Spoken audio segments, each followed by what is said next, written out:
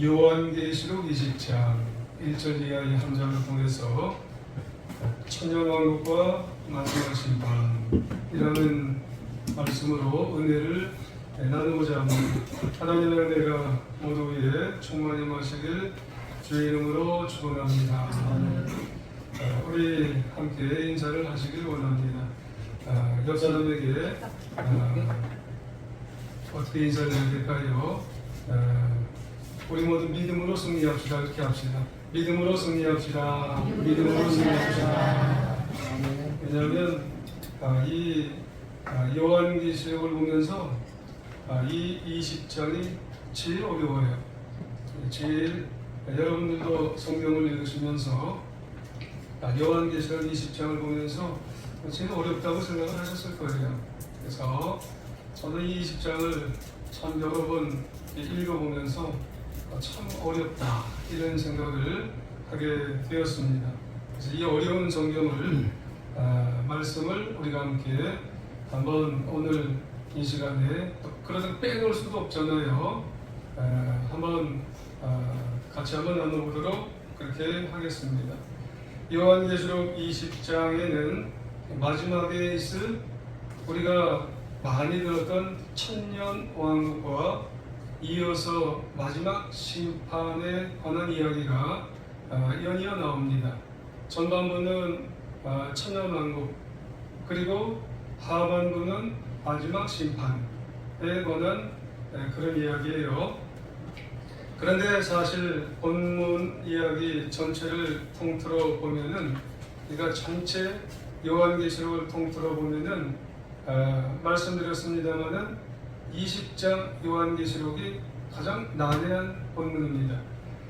그 난해성 때문에 사람들, 성경 학자들의 견해도 또 좀 분분해요. 그 차이점이 뭐냐면 천년 왕국에 대한 견해 입장이 좀 다르다는 말씀이에요. 성경에서 천년 왕국 이렇게 그 명사가 나온 데는 한 군데도 없어요. 대신에 천년이라고 하는 용어나 천년 동안이라고 하는 말을 사용을 했어요. 그래서 오늘 본문에도 앞부분에 천년 동안 이렇게 한 것을 이제 천년 왕국이다 이렇게 사용을 하게 되고 그렇게 보통 불러요. 그렇다면 이 천년 왕국의 시기가 언제냐? 마지막 때가 되면 천년 왕국이 언젠가는 있을 거 아니냐? 그때가 도대체 언제냐? 이거를 이제 요한계시록 20장에서 이제 생각을 하고, 그리고 성경학자들이 규명을 한번 해보자 라고 하는 말씀이 요한계시록 20장 말씀이에요. 그리고 우리들도 이제 그게 중요한 거예요. 그 시기는, 그때는 바로 주님의 재림과 연관이 깊어요. 크게는 두 가지죠. 하나는 천년 왕국 전에 예수님께서 재림하신다는 전천년설, 혹시 들어보신 분이 계실 거예요. 다른 하나는 천년 왕국 후에 예수님이 오신다는 후천년설, 이런 것을 들어보신 분이 또 혹시 계실는지 모르겠어요. 여기에 보충을 해서 천년을 문자적으로만 볼 필요가 있겠느냐? 신약 시대 전체를 통해서 예수님이 재림하실 때까지 그냥 무천년설이라고 하자. 그래서 무천년설 이렇게 얘기하는 사람들도 있기는 있어요. 이렇게 천년 왕국에 대한 두세 가지가 있지요. 그럼에도 중요한 것은 뭐냐면 요한계시록에서 기본적인 것, 그리고 저도 그렇고 보통 이제 정통적인 입장이 뭐냐면은 성경에는 연대기적으로 이제 입장을 가지고 있거든요. 상당히 역사적인 서술이 이 요한계시록이 기술이 되어 있어요. 그러니까 지금 20장이에요. 근데 18장에 주로 바벨론으로 상징된 이 세상의 역사적인 출구가 기록이 되어 있어요. 우리가 배우셨듯이. 그리고 난 다음에 요한계시록 19장에 있는 세상이 심판으로 끝난다는 선포가 기록이 되어 있어요. 출구가 있는데 그 세상이 이제 심판으로 끝난다는 선포가 되어 있어요. 그러니까 시간적으로 되어 있어요. 그러니까 세상은 끝난 거죠. 그리고 연이어서 어린 양의 혼인잔치가 지난 시간에 나왔어요. 그러면 어린 양의 혼인잔치가 나온다는 말은 뭐냐면 예수님이 이미 재림이 된 거예요. 그러니까 계시록 19장 11절에 보면은 들어보세요. 내가 하늘이 열린 것을 보니 오라 백마와 그것을 탄 자가 있으니 백마 탄 자가 오신 분이 누구예요? 예수 그리스도 재림 예수가 를 말씀하는 거예요. 그 이름은 충신과 진실이라 이렇게 말씀하는 거죠. 그러고 보면은 자 천년 왕국의 시기는 언제냐면은 예수님이 재림하시고 난 다음에 천년 왕국이 시작된다는 것이 정설이라는 거예요. 그래서 대부분의 많은 성경학자들은 예수님 오시고 난 다음에 천년 왕국이 온다는 거죠. 우리가 많이 들으셨어요. 천년 왕국, 천년 왕국. 그러니까 우리는 천년 왕국이 설이 우리의 이제 입장이 된다는 그런 말씀이죠. 그러므로 본문 요한계시록 20장은 전천년설의 입장에서 예수님 먼저 오시고 난 다음에 천년왕국이 오는 입장에서 살펴보는 거예요. 그러니까 20장이 좀 어려운 거예요. 우리는 그냥 읽는 게 아니고 이런 입장을 놓고 읽어봐야 된다는 거죠. 그러면 이 천년왕국은 어떤 일이 그 천년왕국에서 일어날까 하는 게 이게 중요한 거죠. 도대체 그 천년왕국 안에서는 도대체 어떤 일들이 도대체 일어나게 될까 하는 그런 말씀이에요. 자 보세요. 천년왕국과 천국은 다른 거예요. 자 그러면 천년왕국은 도대체 우리가 나중에 보면 있는데 그 천년왕국에서는 도대체 뭔 일이 일어나게 될 것이냐. 천년왕국은 사탄 마귀가 철저하게 거기는 결박이 되는 나라예요. 천년왕국에는 사탄 마귀가 전혀 없어요.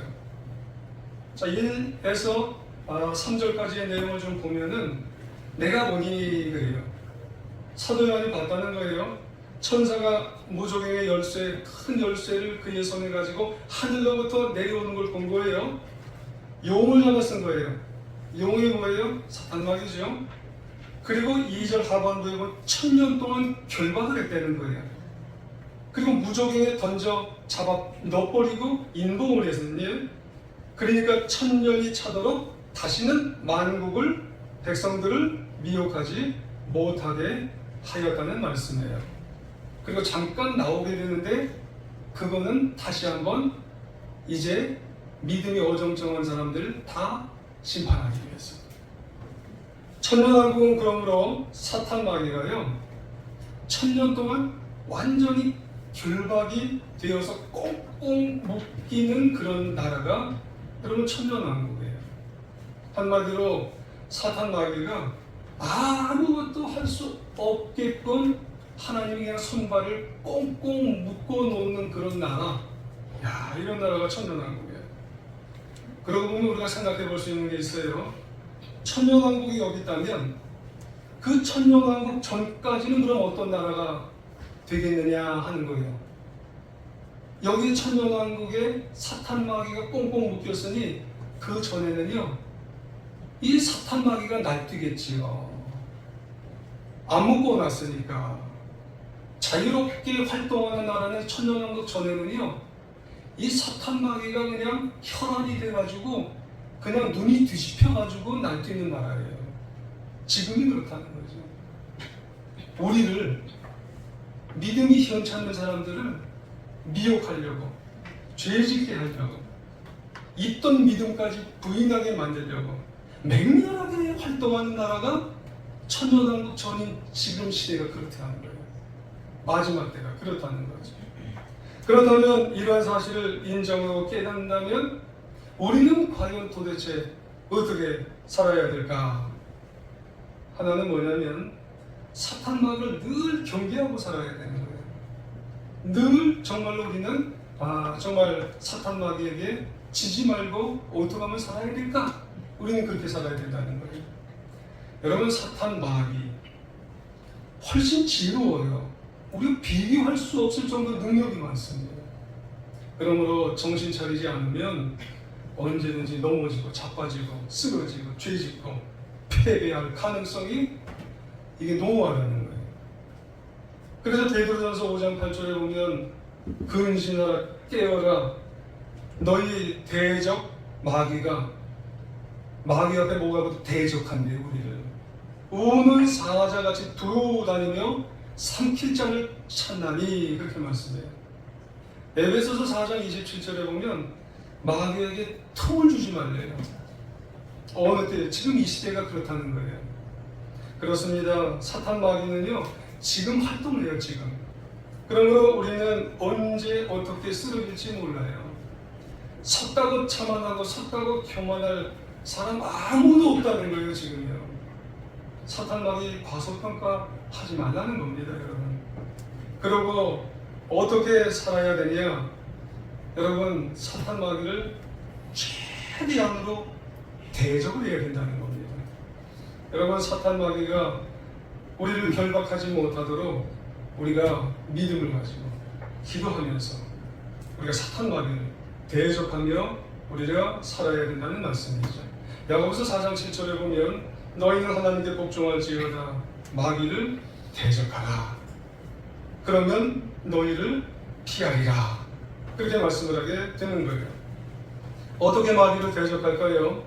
주를 신뢰하는 백성들에게 악한 영 사탄 마귀를 제거할 수 있는 무기를 이미 우리에게 주셨어요. 그 능력이 뭐예요? 예수 그리스도입니다. 여러분, 예수 그리스도를 기회가 될 때마다 선포하며 살아가는 하나님의 자녀가 되어야 할 줄 믿습니다. 예수님을 찬양하시길 바랍니다.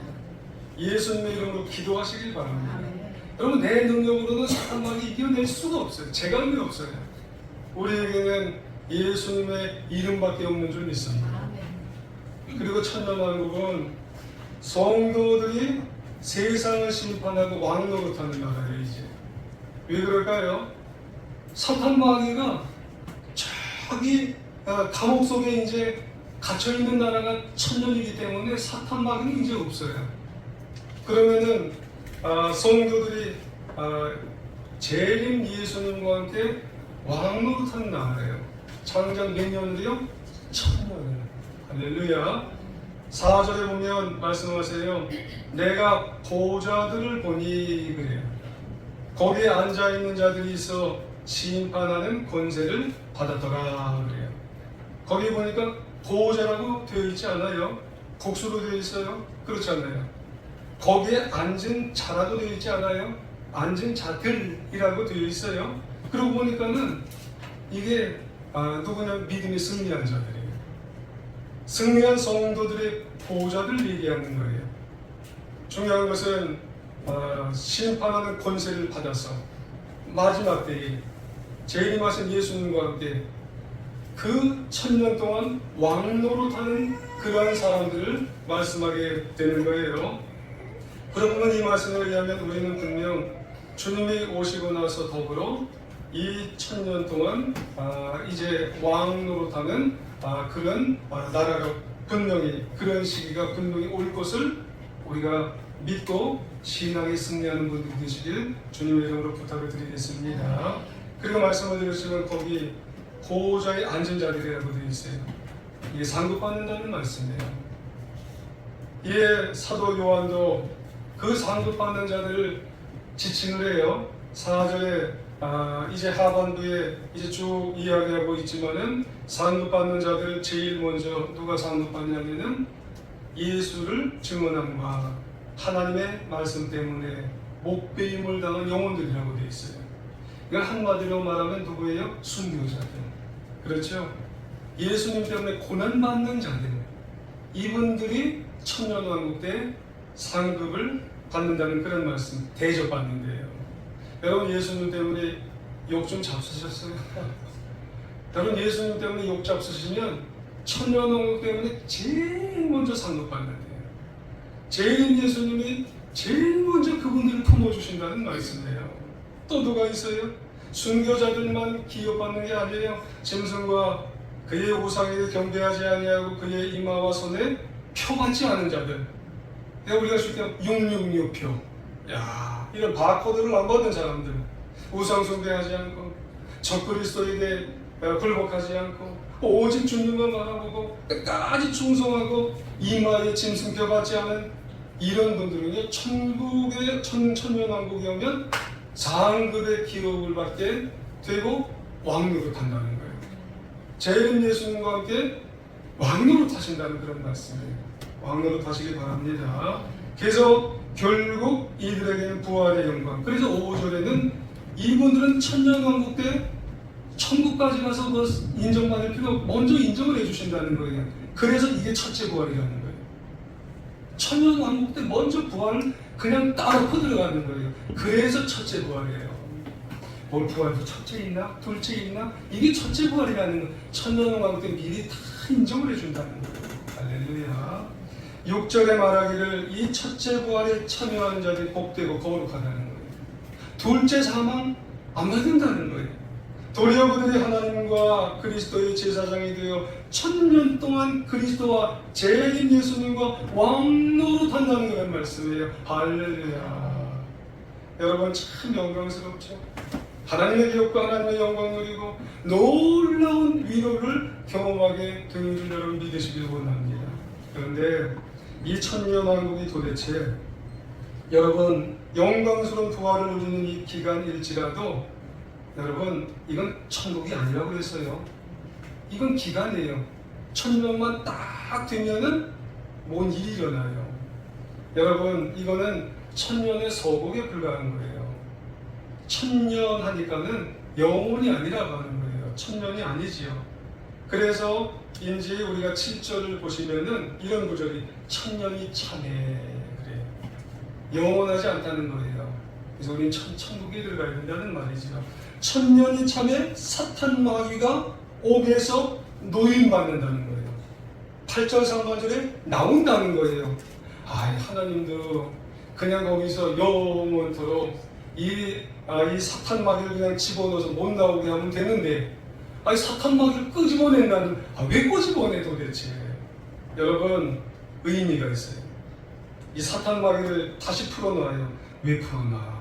도대체 왜 풀어놓을까? 여기는 중요한 이 계시의 의미가 있어요. 하나는 죄라는 것이 얼마나 무섭고 뿌리가 깊은 것인지 우리에게 보여주려고 하는 그런 의미가 있다는 말씀이에요.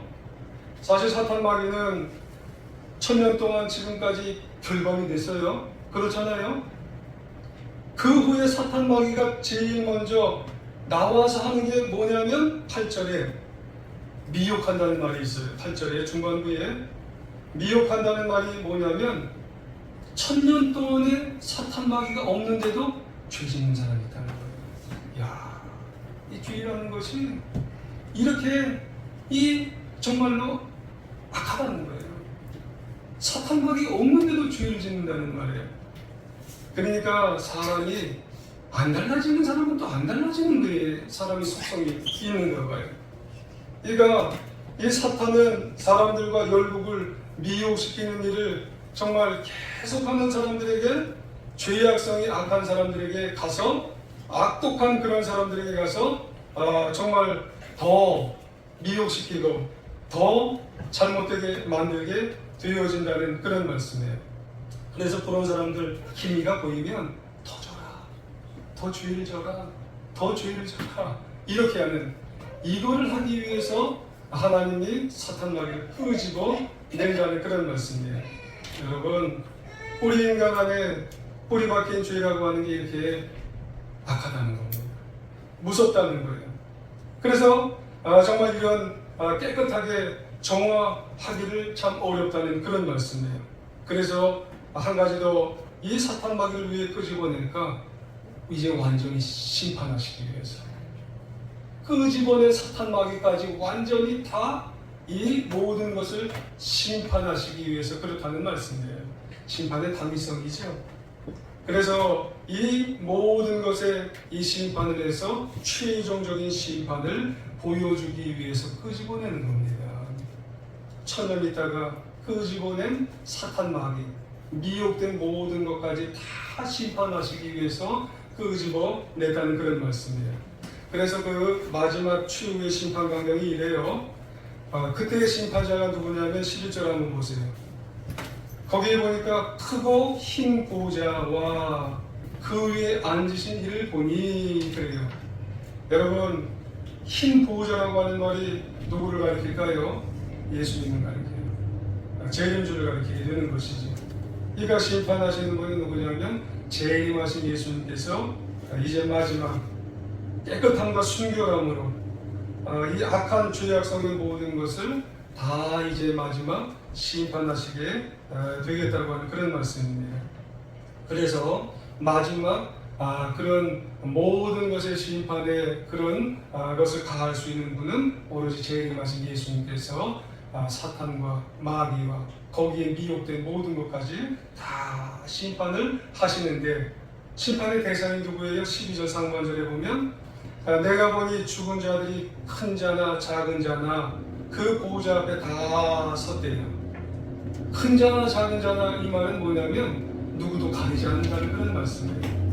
누구도 봐주지 않는다는 그런 말씀입니다. 크다고 생각하나 작다고 생각하는지, 잘났다고 생각하는 사람도 못났다고 생각하는 사람도 심판자 앞에서는 모든 사람을 전부 다 심판하여서 다 마지막 때는 심판하여 모든 죄를 다 심판하신다는 그런 말씀을 하게 되는 거예요. 그래서 우리가 잘 아시는 본문 말씀이 있죠. 히브리서 9장 24절에 보면은 한 번 죽는 것은 사람에게 정한 것이요 마지막에는 뭐가 있어요? 심판이에요. 이때 그 심판이 있다는 거예요. 누가 심판하세요? 재림의 예수님께서 심판을 하시게 된다는 그런 말씀입니다. 심판의 원리가 뭘까요? 12절에 보니까는 심판의 원리가 책들을 펴놓으세요. 이제 재림하신 예수님이 이제 책들을 마지막 순간에 펴놓는 거예요. 거기에 보니까 책이 두 가지 종류가 있어요. 12절 중반절에 보니까 한쪽은 책들이 펴졌어요. 그리고 한쪽은 책이 펴졌어요. 한쪽은 복수예요, 책들. 그리고 한쪽은 단수 책이 펴졌어요. 근데 단수 쪽은 책인데 그게 생명책이에요. 여러분, 책들이라고 하는 쪽에는 이제 많은 사람이 들어가는 쪽이고, 단수 쪽에는 생명책인데 많은 사람이 못 들어간다는 그런 의미가 된다면 그런 말씀을 하게 되는 것이죠.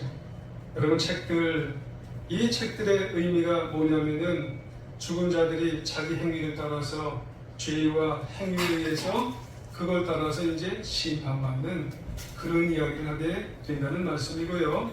다른 책, 이건 뭐예요? 생명책이에요. 생명책은 단수인데 단수는 몇 명 못 들어가니까는 이거는 그만큼 좁다는 말씀이에요. 믿음의 삶을 살고 믿음을 따라서 영원한 생명에 들어가는 사람이 아예 좁구나. 천년왕국에는 좀 많은 듯 했는데 거기서도 또 가려서 나중에 단수인 생명책에 들어가는 사람이 이게 좁네, 이게 많지 않네, 이거를 보여주려고 하는 메시지라고 하는 그런 말씀을 하게 되는 것이에요. 여러분, 심판의 기준, 언제나 우리가 하나님께서 우리에게 보여주신 믿음을 따라서 이 재림 예수님 앞에서 우리의 믿음이 얼마나 바르게, 우리가 정말로 확신 있게 변함없이 살 때 우리는 그 단수인 생명책에 들어가게 된다라고 하는 그런 말씀을 하게 되는 것이에요. 그런데 심판의 결과가 어떠냐면 14절에 이런 말씀도 있어요. 14절에 보니까 사망과 음부도 불못에 던져졌으니 이것은 둘째 사망 곧 불못이라, 그렇게 얘기해요. 이 불못에 들어가는 사람은 뭐냐면은 이것은 천국에 들어가는 사람이 아니겠죠. 자기 행위대로 심판받은 사람들은 둘째 사망 불못에 던지움을 받는다는 그런 말씀이에요. 이 결론이라고 하는 것이에요. 믿음으로 살지 못했던 사람들은 이제 결국은 불못, 우리가 쉽게 말하는 지옥에 들어간다는 그런 말씀이죠. 글쎄요, 저는 이 14절의 말씀을 묵상하면서 참 놀라운 것을 깨닫게 됐어요. 뭐냐면 우리는 사망, 여러분 사망이 뭔가요? 죽음이죠. 우리는 보통 사람들은 죽음이 인생의 마지막이라 그렇게 생각하고 사는 사람들이 굉장히 많아요. 죽음이 끝이지 뭐 이렇게 우리는 생각하는 사람들이 많아요. 그런데 죽음이 끝이 아니잖아요. 14절에 보면 죽음이, 사망이 어디로 들어간다고 했어요? 불못에 던져진대요. 죽음이 지옥으로 던져진대요. 그러니까 죽음은 끝이 아니에요. 죽고 난 다음에 지옥으로 들어간다는 거예요. 우리가 믿음으로 살지 못하고 예수님 바로 믿지 못하면 죽음이 지옥으로 들어간다고 하는 그런 말씀을 하게 되는 것이죠. 그래서 우리가 기회에 있을 때, 우리가 인생을 살 때 우리가 믿음을, 예수님 바로 믿어서 우리가 죽음 이후에 우리가 준비된 그 단수인 책, 영원한 생명의 나라에 우리가 들어가는 게 바로 중요하구나, 이 말씀을 하게 되는 줄 믿습니다. 언젠가요, 전도지에서 아주 간단한 문구를 하나 발견한 적이 있어요. 그 전도지 겉장에 이런 문구가 하나 있더라고요. 당신이 지옥에 가지 않기 위해서 무엇을 해야 합니까? 이런 문구가 하나 본 적이 있어요. 그러니까 뒷장에 뭐라고 쓰여 있냐면 아무 일도 하지 마십시오. 당신 마음대로 사십시오. 의미 있는 문구 아니겠어요? 여러분, 우리가 아무 일도 하지 않고 내 마음대로 그냥 이 세상에 살다가 가면은요, 우리는 지옥에 그냥 갈 수가 있다는 거예요. 여러분들은 중요한 결단을 해야 된다는 거예요. 믿음의 결단을 하셔야 된다는 거예요. 믿음의 결단을 하면서 우리는 항상 주님 앞으로, 항상 하나님 앞으로, 항상 하나님이 원하시는 앞으로 내가 정말 삶의 방향을 바꾸고 또 바꾸고 또 바꾸고 이래야 된다고 하는 것을 우리에게 말씀하고 있는 것이에요. 그렇다면 우리가 붙잡아야 할 구원의 희망이 어디 있느냐? 15절 한번 보세요. 자, 거기 나왔어요. 15절 같이 읽어보실까요? 시작. 누구든지 생명책에 기록되지 못한 자는 불못에 던져지더라. 아멘. 우리의 희망은 어디냐면 생명책입니다. 생명책밖에 없다는 거예요. 우리의 최후 심판대 앞에서 인류에게 있어서 가장 엄숙한 질문이 우리에게 주어진다면 우리는 생명책에 기록되기 위해서 우리는 최선의 노력을 기울여야 한다는 그런 말씀이에요. 그런 게 뭐가 어디 있냐? 그런 것에 어떤 무슨 책이 있냐? 우리 집에 가면 노트가 엄청나게 많은데 거기다 기록되면 되지, 이런 게 아니라는 거예요. 우리에게 있어서 인생 마지막에 생명책, 그 단수인 그 생명책에 기록되기 위해서 최선을 노력해야 된다고 하면 노력할 수 있는, 믿음으로 우리 노력하며 살 수 있는 우리 모두가 되어야 할 줄 믿습니다. 1945년 미군이 히로시마에 원자폭탄을 투하했던 일이 있었어요. 미군이 원자폭탄을 투하할 때요, 아무도 몰래 밤에 히로시마에 원자폭탄을 갖다가 그냥 폭탄하지 않았어요. 투하하지 않았습니다. 여러 번 원자폭탄을 투하한다고 일본 히로시마 시민들에게 얘기했대요. 1945년 8월 6일 날 원자폭탄을 투하합니다. 원자폭탄을 투하할 겁니다. 그러니 히로시마 그 시내에서 50km 떨어져 가십시오. 50km는 멀리 떨어져 가야 살 수 있습니다. 그래야 여러분들은 살 수 있습니다. 이거를요, 한 번, 두 번, 세 번 얘기했대요. 그러니까 일본 사람들이요, 특히 히로시마 사람들이 코웃음을 쳤대요. 아니, 어떻게 폭탄을 하나 터뜨려서 30만 명이 죽냐? 아니, 전쟁에서 니들이 질 것 같으니까 벨소리 다 한다고. 아니, 거짓말도 어떻게 그런 거짓말을 하냐고 이렇게 얘기를 했다는 거예요. 그래서 이 히로시마 사람들이요, 거의 99% 이상이 도망을 안 갔다는 거예요. 다만 몇 명만 예수를 믿었다는 거예요. 믿은 사람은 소수하는 거예요. 그 소수만 50km 넘어서 도망을 갔다는 거예요. 여러분, 그 도망간 사람만 살았다는 거예요. 나머지는 불모가 되고 나머지 얼굴이 이그러지고 나머지는 다 죽었다는 거예요. 하나님의 심판. 여러분, 우리의 죄로 인한 그 심판이 여러분 언젠가 하나님만 하시는 그때가 오는데 우리에게 기회를 주잖아요. 여러분, 다른 기회가 없어요. 예수 그리스도, 예수님, 나를 위해 십자가에 돌아가신 예수님, 그분만 한번 믿고 계세요. 철저하게 나를 위해 보혈을 흘리신 예수님만 난 믿으면 된다. 여러분, 회개하는 마음으로 영접하는 예수님을 내 마음속에 확실로 영접하고 그리고 매일 동행하면 됩니다. 돈도 나요. 여러분, 믿고 따라갈 때 우리에게 있어서 생명책에 내가 기록돼서 천년왕국도 사시고 그리고 영원한 천국에 내가 들어가게 된다는 말씀이에요. 부탁드립니다. 마지막 때 살아가는 우리들 다시 내 자신을 한번 돌아보시고 주위에 내 형제 자매, 내가 사랑하는 사람들, 그리고 내 생명을 주신 내 삶을 돌아보며 믿음의 확신을 살아서 끝까지 승리하여 나중에 영원히 사는 그 천국에서 내가 영원히 살아서 그때 우리 모두 만나는 우리 제일 좋아하는 그 사랑하는 우리 성도님들 다 되시기를 간절히 주의 이름으로 축원합니다. 여러분, 기도 한번 하겠습니다.